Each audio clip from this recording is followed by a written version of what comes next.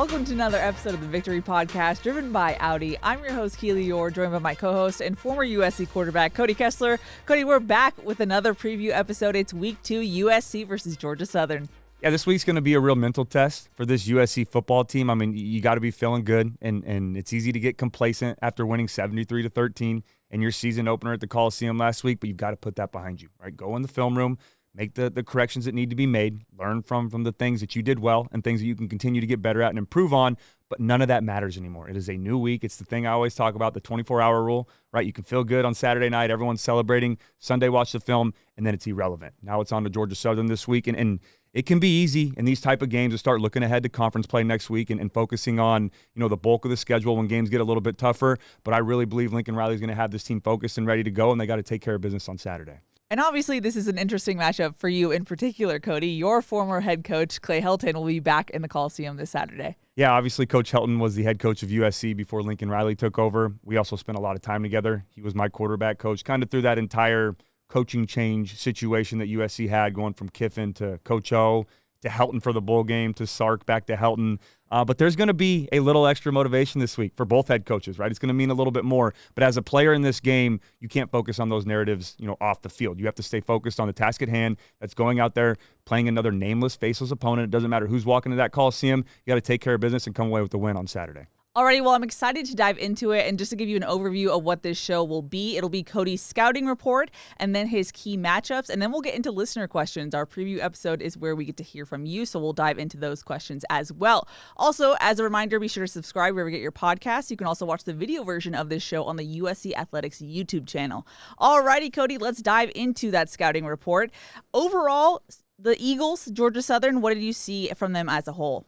Yeah, like I mentioned, this Georgia Southern football team is led by former USC head coach Clay Helton. Helton is entering his 4th year with Georgia Southern. He led the Eagles to their first winning season last year since 2020. They finished 8-4 in the regular season, and then they lost in the New Orleans Bowl to Sam Houston State to finish the year. They are 0-1 so far this year. They're coming off of a very tough road loss to Fresno State last week, and they played well for the majority of the game up until kind of that second half. They were up 14-10. Early in the second quarter, but then Fresno State scored 32 unanswered. So you saw glimpses of how good this team can be, and when they get in a rhythm and they're rolling like they were in the first half, they're dangerous, but there are areas that USC can take advantage of on both sides of the football this week. Okay, well, let's look specifically at offense. What did your film study reveal? Yeah, this Georgia Southern offense is led by coordinator Ryan Applin. This is his 4th year overall with the Eagles, but his 2nd as the offensive coordinator. In 2024, in his first year of play calling duties, he led this offense to the 69th best scoring offense. They were 53rd in passing offense, and they were 101st in rushing offense. So they struggled to get the run game going. This is a spread offense that likes to be balanced, but they're going to show you a good amount of different formations, a lot of different personnel groupings. They want to confuse you and keep you on your heels on the defensive side of the ball. Like I mentioned, they like to have a balanced attack, but where they make their bread and butter is through the air. They have a very good quarterback, an experienced quarterback who's now in his 2nd year as a starter for this Georgia Southern offense. So they want to lean heavily on the run game, on the pass game, but that doesn't mean they won't still run the football to keep you honest, right? So they'll try to keep it right around 50-50, but where they take advantage of you on the defensive side of the ball is through the air. They like to do a lot of up-tempo as well, and they'll show you some no-huddle offense. Now, it won't be every single time, and they'll slow down a little bit, get their call from the sideline, do some check-with-me plays, but you have to be ready for a random series for them to come out and go no huddle and not give you a chance to line up and try to snap the football before you can get your calls on defense. And Coach Helton did that a lot when we were here at USC, to where the first 3 series of the game would still get the call from the sideline. You're looking over. Now you have the headset, on the helmet, you can, be a little bit quicker. But we would go normal pace for the first 3 series, and then that 4th series we're coming out going as fast as we can and trying to catch the defense off guard. And maybe we've scored twice in a row, and now we have them on their heels, and we want to kind of put the dagger in them early in the game and not allow them to get rest, not allow them to rotate too or substitute, which can be tough on a defense. So you have to be ready for that. I'm sure Dan Lynn and his staff have already been preparing for that. And then they like to do a lot of quick game in the pass game. They're not going to sit back there and go 5-7 step drop and take shots all the way down the field. They like to get the ball out of their hand quickly. They'll use some of those quick play action fakes and throw a skinny post or a quick slant or a quick hitch. They only averaged 6.7 yards per attempt last year, which is 93rd in college football. And I think a big reason that they do that when you watch this film is they struggle up front in pass protection. So they're not going to give you a ton of opportunities to get home as a defensive line. But what you can do is get your hands up quickly. get those tip balls, bat them down at the line of scrimmage. It's going to be frustrating for the defensive line that had 5 sacks a week ago, right? You're going to want to get home, but the quarterback does a good job of not holding the ball for a long time. Again, they're going to get the ball out quick, so you got to be ready for that. This is a heavy RPO offense, and what I mean by that is run pass option. So every single run will be a zone read to where the quarterback can either give it, or if you crash at the defensive line, he can pull it. Or if the linebacker overreads, he'll pull it and get on the edge. And this is opposite of what we saw last week, a team with a dual threat quarterback. Not quite a dual threat, but he's a lot more of a runner than we saw from Jacob Clark last week with Missouri State. So you've got to be ready for that. And then the pass option on the RPO. Every single run has a slant tag or a quick hitch tag or a bubble screen tag, and they try to play the numbers game. So if he sees a loaded box and that nickel defender's cheating inside, he's going to fake the run, kick it out on a little slant or a bubble or a hitch, and pick up an easy couple yards there. And then if you leave a light box and walk your nickel defender out, walk the safety out, they're going to hand it and try to hold you with a bubble screen and keep them out of the play and gain an advantage in the run game. So you got to be ready for all of that. And then the other thing is pre-snap motion. This is Coach Helton's specialty. You're going to see a lot of cross motion. You're going to see the tight end off the ball coming across with those pullers and working backside either pre or post snap. You're going to see some of that fly motion to where the running back or the receiver will come behind the quarterback. They'll give it to him and try to get on the edge. So a lot of window dressing, a lot of things to try to confuse you. That's where they want to gain advantage on the offensive side of the ball. Where they may be lacking talent, they try to make up in confusion and play calling. But overall, it's going to be a tough challenge for D'Anton Lynn. This defense, they just have to be ready to go. Watch a ton of film this week. You can't get caught looking in the backfield and not trusting your read, because if you do, they'll gain a little bit of an edge, and then they'll take advantage of it on the field. I thought it was interesting that Coach Riley said on Trojans Live to you guys that as far as the multiple formations, personnel groupings, it kind of reminded him of Penn State a little bit with the eye candy. I mean, from what you just described, especially with the RPO game as well, how much is this going to be a test of discipline for USC's defense to know your keys and do your job? Yeah, 100%. I mean, this is another game, and no disrespect to Georgia Southern, but where USC has an advantage when it comes to talent. This is a lesser opponent. On paper, they should handle business, but that's what you have to expect when you play a team like that, is they're going to throw everything at you. They're going to, all the window dressing and the pre-snap motion and the shifts and the funky formations and the different personnel groupings is going to be amplified by 100 this week. They're going to do everything they can to come into this game, especially with who their head coach is, and a little added motivation to try to take advantage of this defense anywhere that they can. They have to gain an edge somewhere, and in my opinion, that's with play calling. So I have full faith, though, that D'Anton Lynn and this defensive staff, this all-star defensive staff, has seen it all. They've watched every ounce of film they can this week. They've made sure the players have watched everything. Not too much, though. You don't want to have paralysis by analysis where you're watching too much and you start playing slow because you're trying to, predict everything they're going to do. It's a lot of read and reacting, but at the end of the day, you got to be prepared for every look and take care of business on Saturday. Now, I just want to get ahead of this because I can't anticipate the comments and my mentions, but given the fact that USC had 13 tackles for loss, including 5 sacks last week, if you factor in the fact that, as you said, this quarterback likes to get the ball out quickly, you would anticipate a decrease in those type of stats, right? Yeah, I mean, that's what they want to do on offense, is not allow hits on their quarterback. They want to protect their offensive line with quick game throws, and I think they're going to amplify that this week with how good USC's defensive line is. And there's room for improvement. There's things they could have done better last week as a unit, but overall, 5 sacks, 13 tackles for loss. They did a good job of getting pressure in the backfield. But where you can maybe see some production there is play a little bit tighter coverage on the outside. And I expect D'Anton Lynn this week to play press man, to not play cover 4 or cover 3 or bail coverage. Play tight to the line of scrimmage. You're going to see slants, hitches, quick outs, all these different things, some now routes to where they catch it and kick a bubble screen out or throw it right away just to try to get the ball in their playmakers' hands. They can't do that if you're playing tight man-to-man coverage. Now you're going to have to step up on the outside, and the corners are going to have to make big plays this week. But if you do that, you can get what we call coverage sacks, to where no one's open, even on quick game, and now you're getting a throwaway, or it allows the pass rush to get home instead of the ball coming out in 1 second every single time. So you got to be ready for that. Again, too, the play action, it's not like the old school play action where it's a ride fake, 3-step drop, let a post develop. It is a quick ride fake to hold your linebackers, and it's a 1-step ball out. So it can be frustrating this week, but you've got to just trust your keys, trust your film study all week, and if we can have great coverage on the outside, we can still get home and get some sacks this week. Alrighty, well, taking a closer look at their offensive personnel, who are you highlighting for this game in particular? Yeah, this is another week where the success of this offense relies heavily on the quarterback play, and they've got a pretty good one in 6'1", 200-pound junior, J.C. French IV, which is a very fancy name. He might be on the watch list for all-timers when it comes to names and preview episodes. Yeah, for sure. I feel like we've had some pretty cool ones over the years. We definitely have. USC has a list of some pretty cool names. But King Miller. Yeah, King Miller. When we play some of these opponents, they've got some really cool names too. So maybe we'll keep a list this year and Sure. figure out which one was the best at the end of the year. But although he's got a cool name, he's also a very good player. Last year he threw for 2,800 yards and 17 passing touchdowns. He did have an issue with turnovers, though. He had 11 interceptions on the season.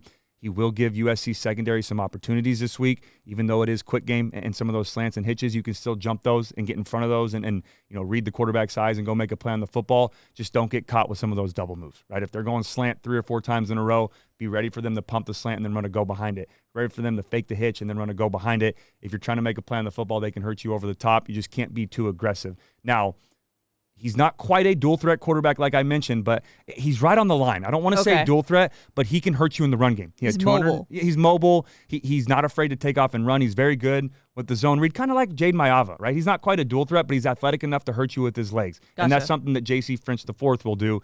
He's not afraid to pull the – I know, I'm going to add the fourth in every time I say it, by the way, so be ready for it. But he's not afraid to pull the football on those zone reads. He's not afraid when the play breaks down, especially on third down, to go pick up a first down with his legs. 240 rushing yards last year and 2 more touchdowns on the ground.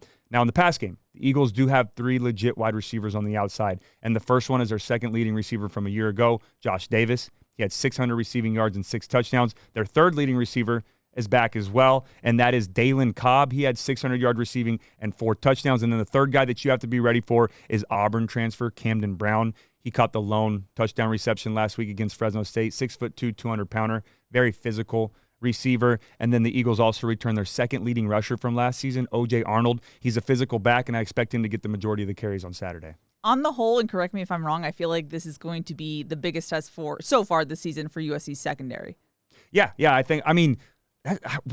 we thought Jacob Clark last week was going to be pass heavy and throw the football over the field, and USC secondary could have struggled with some of those new faces back there, but they passed the test. Now, They did give up that fourth down play, on the corner route for the touchdown, and that was a little bit more of miscommunication. There were some guys that were open early on. Just our pass rush did a good job of forcing Clark to be uncomfortable. But, yeah, this is another week, and this is what you want, right? You want a team that's balanced like they saw last week against Missouri State, like they're going to see this week against Georgia Southern. Not top-tier quarterbacks, but guys that are good enough to keep you honest so you can get these tests early on before you get to conference play.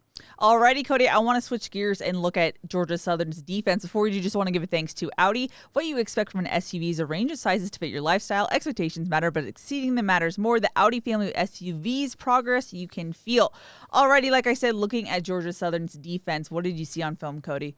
Yeah, this defense is led by coordinator Brandon Bailey, who is entering his second season as the Eagles defensive coordinator. Last year in his first season, he led an Eagles defense that was 85th in scoring defense, 95th in rushing defense, and 120th in passing defense. They struggled heavily on the defensive side of the ball, and that continued last week against Fresno State. Already this year, they're 124th in scoring defense, 135th in rushing defense, and I'll tell you why in a second, and they're 67th in passing defense.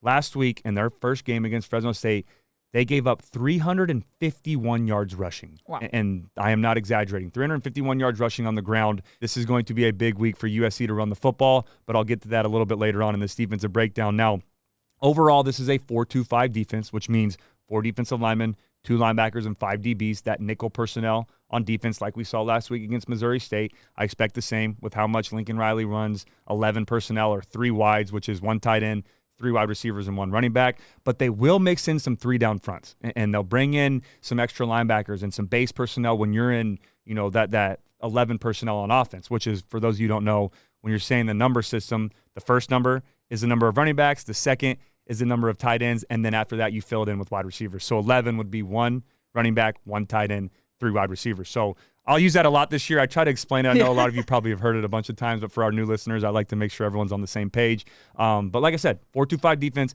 but be ready for some of those 3 down fronts, especially when you're in 11 personnel. They want to make you confused on your run calls and who you're double teaming and who the linebacker is, and they'll bring their linebackers outside, then they'll bring them inside, kind of like Danton Lynn does a little bit on third down. Okay. They'll do it on first and second down out of nowhere to try to confuse you. Now, they got gashed in the run game last week doing this, and guys were out of position a good amount of time, so I expect them this week to maybe stick to their just base 4-2-5 defense and not try to do too many fancy things. But, hey, another game that's got a lot of meaning to it, and they're at the Coliseum, so maybe they try to amplify it and get some things corrected this week. Yeah. They do a good job of being balanced in coverage in the secondary. They started off playing a lot more zone against Fresno State, some 2 high zone looks. Then they got gashed in the run game, like I mentioned, for 351 yards. Then they went to 1 high, and they went man-to-man on the outside to where they put their corners on an island and tried to load the box. Still didn't help in the run game. They had some big plays there. So I would expect to see maybe some zone this week. I don't think they're going to try to put their corners on an island with Jacoby Lane and Mekhi Lemon and force them to play man-to-man all game. But if Wayman Jordan and Eli Sanders get going early and Brian Jackson, they may have to do that, or else USC can take advantage of them on the ground in the run game. Now, they're not a huge pressure team. They like to just bring single linebacker, single corner, single safety blitzes. They're not going to come out and bring 6-7 guys all the time, right? They'll bring their 4 defensive linemen and then maybe an outside backer. They've shown some corner pressure into the boundary, so just running back, have your antenna up, be ready for that in pass protection, eliminate those hits on Jaden Maiava, and then they like to bring their safeties as well in the pressure game, but not a huge blitzing team, but still, be ready for it. Don't let them catch you off guard. Now, like I mentioned, this, and I've already said it a couple times because it's true, this defense is extremely bad against stopping the run. 351 yards in your season opener against a Fresno State offense that struggled heavily the week before against Kansas. And this is not a huge running team for Fresno State. Just Georgia Southern was constantly out of space. They were in the wrong area. They had very bad gap integrity. Guys were getting moved off the line of scrimmage. There was no penetration. They didn't get any pressure on the quarterback. They didn't get any pressure on the running backs in the run game. And they were very, very bad at tackling. That was the thing I noticed the most, was that it wasn't just their front four that struggled stopping the run or their linebackers. Their DBs as well struggled to come up and tackle. Their leading tackler in the game was their safety, and that's not because he played tight to the box the whole game. That's just because the running back got to the third level over and over and over. Wow, so this is a team, like I mentioned, and again, I don't want to talk down on the opponent, but just being honest, USC needs to run the football at will. They need to be physical and establish dominance in the run game with the offensive line all game long, because until they can show that they can stop the run, like they haven't on film yet and like they struggled with last year, run it over and over and over. Get Wayman Jordan, Eli Sanders, and Brian Jackson going early. Get Killian O'Connor up there, making calls, pullers. We don't have to use pullers this week. Just get downhill, physical, man-on-man run game and let our running backs do the rest until they prove that they can stop it. But again, I don't want to overlook this opponent. They're going to get corrections made. You know, the first week you get all of those issues out. You can watch it on film and then you can make those corrections. But this is a game that USC's offense should be licking their chops, especially the offensive line, to get after the run game and then play action off of that and maybe, have some big plays through the air. I was about to say, I mean, if you're Lincoln Riley, I guess your game plan is run. It needs to be 100%. I mean, 351 yards on the ground against a Fresno State football team that struggled the week before. USC, and we're more dominant. We have better talent than Fresno State. USC needs to come out, and I don't even care if the first 10 plays scripted, because you script your first 15. I want the first 10 to be run plays. Now, it's a Lincoln Riley offense, so he's going to dial it up and do run play action, maybe throw a bomb over the top. But, yeah, there needs to be a huge point of emphasis to run the football this week. Now, looking at their defensive personnel, who should we be looking for on that side of the ball? Yeah, now, although they do struggle on the defensive side of the ball, they still have some talented players on defense. And the first one for me is their safety, Jaden Davis. He led the team last week, like I mentioned, in tackles with 10.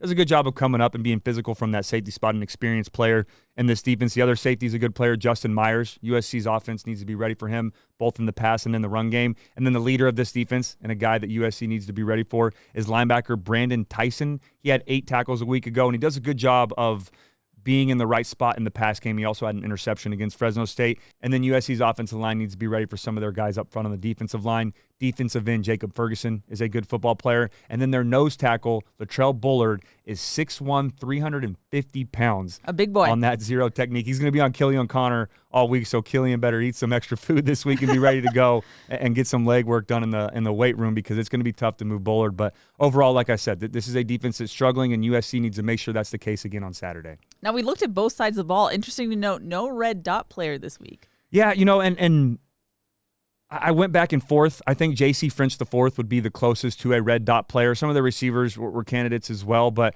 we don't give them out lightly here at the Victory Podcast. You've got to earn the red dot for the week, and for those of you who don't know, a red dot player is someone who's going to disrupt the game plan, who's going to change the game plan if you don't account for them, whether it's USC's defense or USC's offense going against their opponent.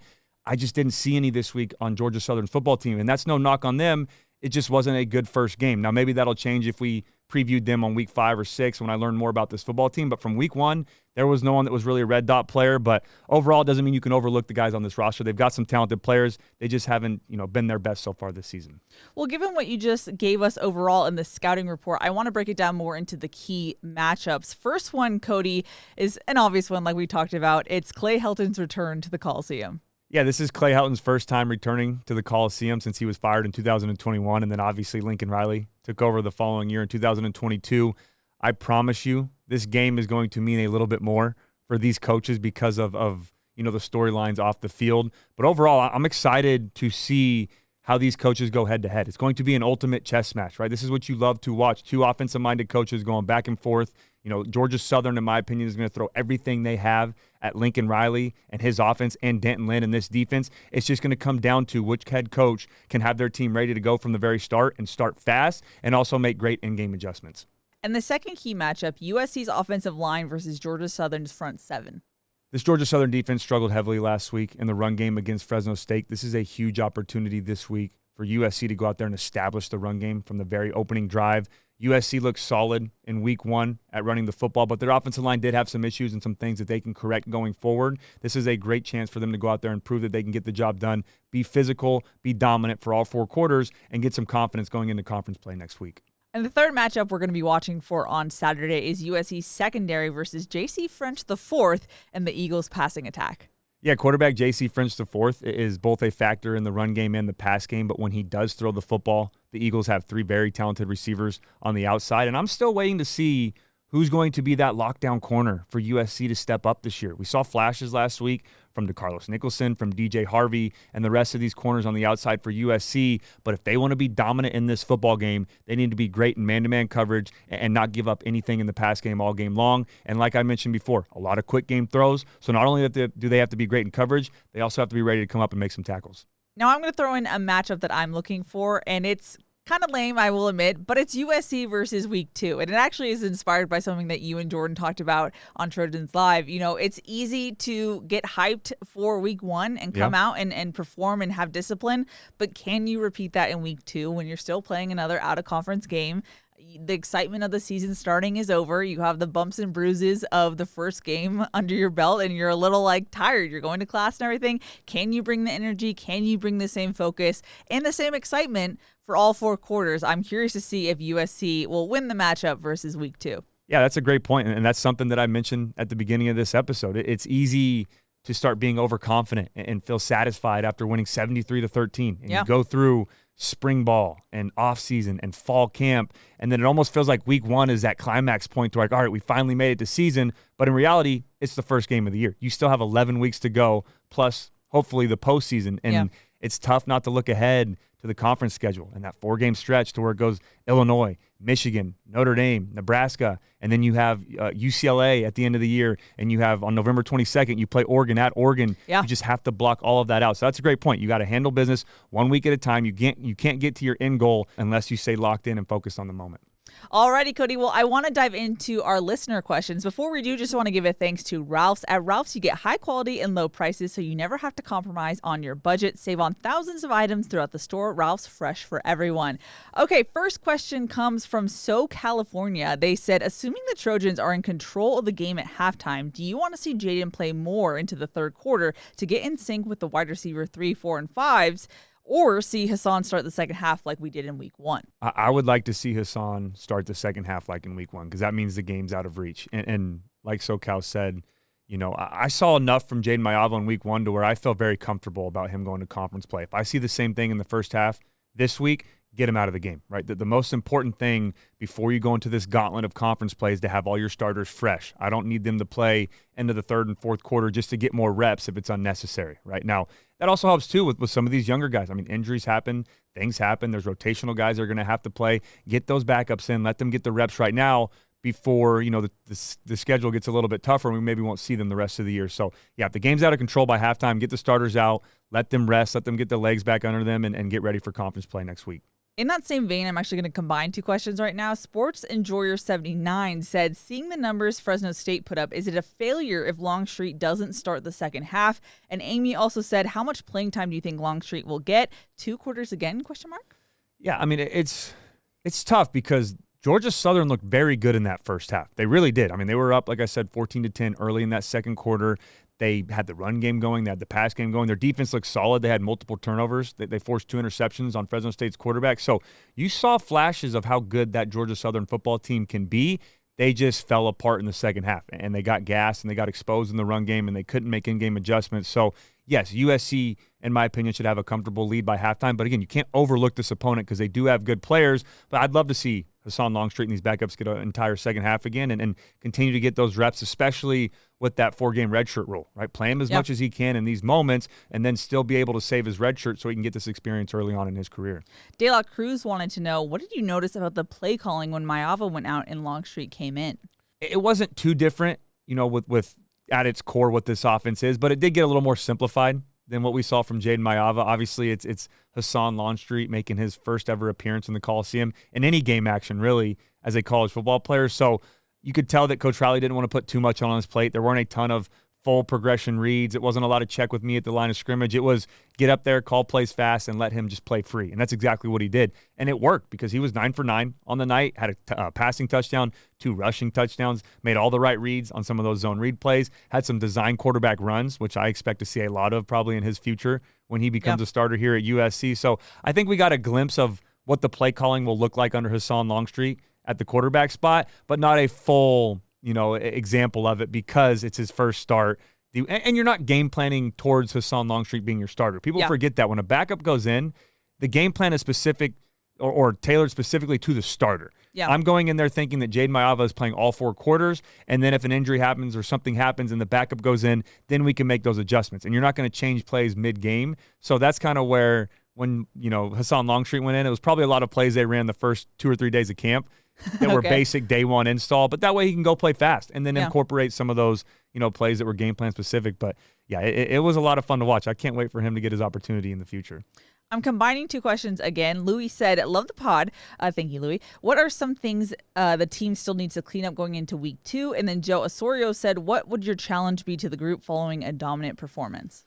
Yeah, just things that I'm nitpicking here after watching the film back again. Offensive line. I think there's some areas that they can improve upon with pass protection. They also can get a little bit better in some of the run game. You can tell guys we're off by a step or two, and that's going to come with timing as you continue to go. I think pass defense, getting those miscommunication issues figured out, and I have no worries with Danton Lynn and this defense with their obnoxious communication that they're not going to get that corrected. But there were a couple times you could see guys maybe making a call at the last second. It hurt them on that 4th down play. They didn't get the in and out call right, and they ended up giving up a free touchdown. And then also just getting more pressure on the quarterback, continuing to do that. You can't be satisfied. Last year, you only had 21 sacks in 13 games. That wasn't good enough. You start with 5 already in week 1. That is awesome, but you can't be satisfied. Keep getting better. Our defensive line, those 7 or 8 guys that I think are going to make a major impact this year with the first unit and the second unit, and that's a good problem to have with the depth that USC has on the defensive line, but those guys need to continue to get better week in and week out. If you want to be dominant at the end of the year, you have to be able to stop the run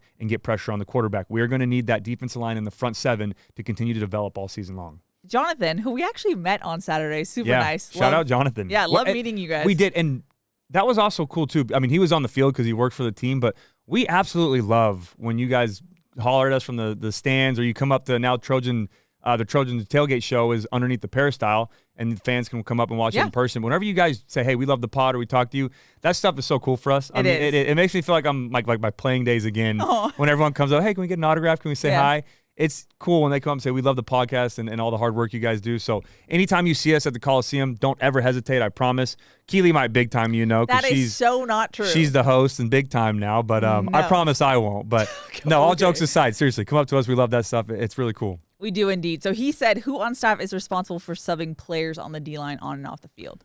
Yeah, so that's kind of a top-down thing. So it starts with Danton Lynn. So he'll be in the headset, and I'm the same thing on offense, but he'll be in the headset, and he'll say, "Hey, we're going base here," or "Give me nickel," or whatever it is, whatever their calls are, personnel groupings, that'll be relayed to all the other coaches. So then Coach Nua or Coach Henney will say, "Hey, Devin, go in there," or "Cameron, you're up now," or "Hey, give me this unit, this grouping." That's where they sub in and out. Now, when it comes to maybe a guy getting tired, and it's not a personnel change or a personnel grouping change, I could see Coach Nua or Coach Henney saying, "Hey, give Cameron Fountain a breather, go get in there, Ja," or go, and I don't know if he's healthy again this week, but go get in there, Jakeem, or go get in there, whoever it may be behind those guys, Braylon Shelby, go give Anthony Lucas a breather.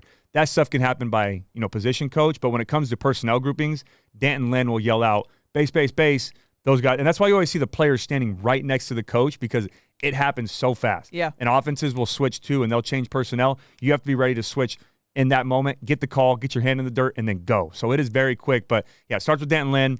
when it comes to personnel groupings, but if it comes to individual player, just giving a guy a breather, normally your position coach like Nua or Henny will handle that. And then finally, Cody, I'm mashing it all together into one mega question. Everyone wanted to know, Clay Helton returning to the Coliseum. What do you think fans are going to do? What should fans do? Yeah. It was just a lot of Clay Helton things, which makes sense. It's kind of a little bit of a spectacle in that sense, but just curious your thoughts there, Cody. Yeah, I mean, it means a little bit more to me, and I had a personal relationship with Coach Helton. I still have a personal relationship with Coach Helton and his wife Angela and his entire family.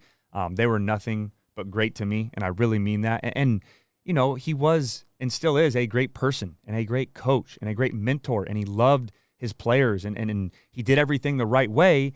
He just wasn't the right guy for the job here at USC, and that's okay. And he won a Rose Bowl, and he had, you know, some good seasons, but towards the end, things started to fall apart, and USC was 4-8, and a change needed to be made. And I feel like Coach Helton would have told you the same thing. I understand why that move was made. The expectations here at USC are very high, and Coach Helton wasn't living up to that. That is okay. Then Lincoln Riley comes in, and you can move on. I just really hope that USC fans on Saturday, I mean, still boo them, right? You're going to boo the opponent when they come in. We do it every time, and especially for some of these rivalry games. But I hope it's not amplified because of who Coach Helton is, right? I don't want to hear people cussing at him, and I'd love to believe that we're above that as a Trojan family. I know we are, because there is a saying, once a Trojan, always a Trojan. And it's not like Coach Helton, you know, disrespected the logo or disrespected the brand or did things that you know, was negative towards USC. He just wasn't the right guy for the job, and he wasn't getting things done, and a change needed to be made. So I'm excited. I'm looking forward to this opportunity. I can't wait to see him. I think it's going to be a lot of fun to watch Clay Helton versus Lincoln Riley in the Coliseum and get to have that coaching matchup and all the stories,